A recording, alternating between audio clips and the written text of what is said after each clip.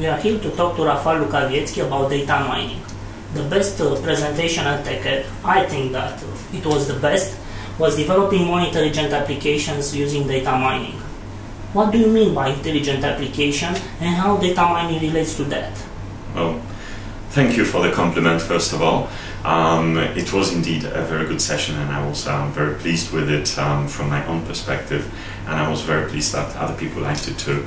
I think developing more intelligent applications using data mining is of interest, especially to developers today, because it answers the question of why do we have to write so much unnecessary code, or code that we hope will never be executed.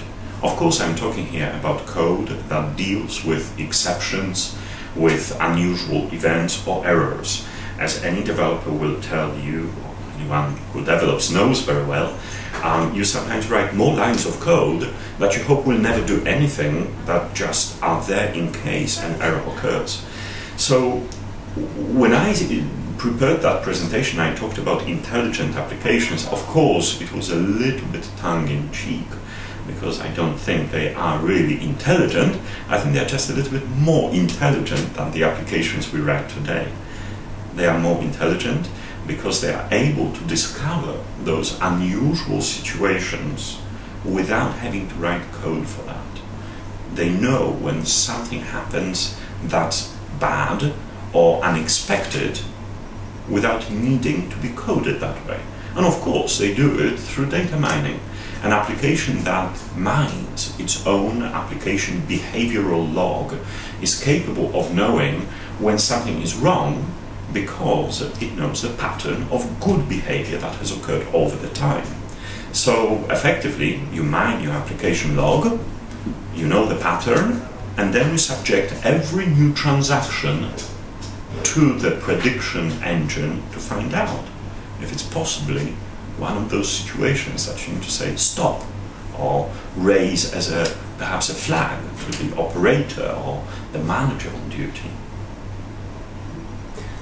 If you have to improve analysis services data mining by adding one feature, let's say, what would be that feature?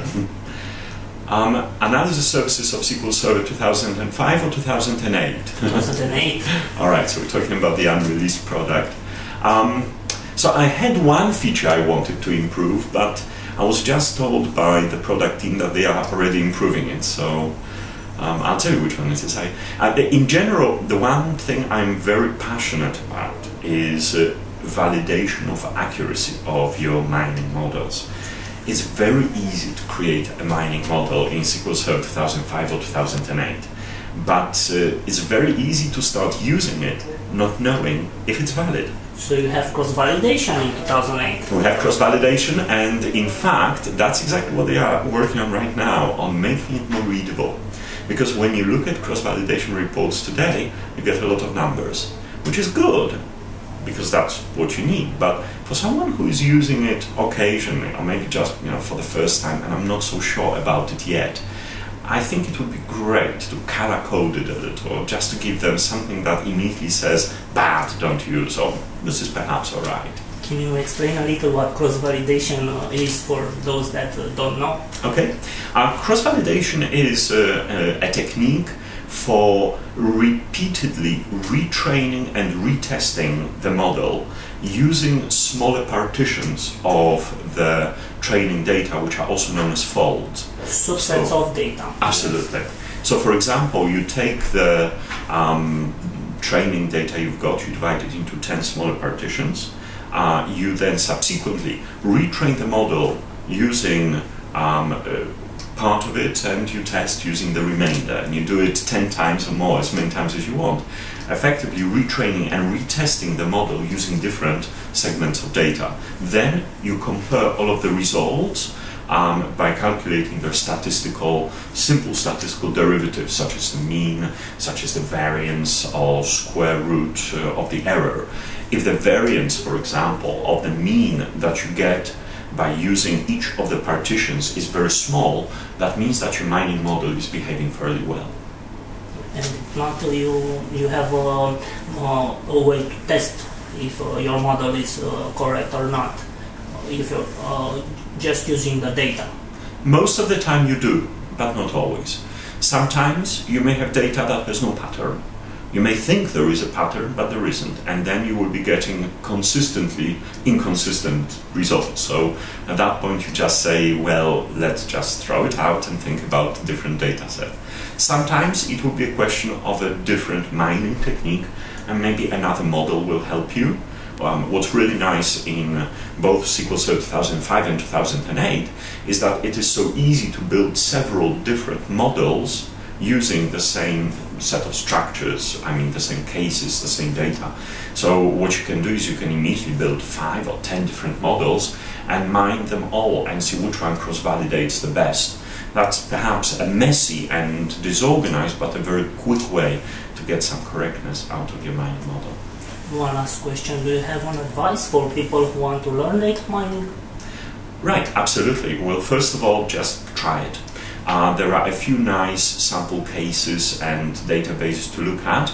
Depending on how you like to work, I would suggest 2 locations.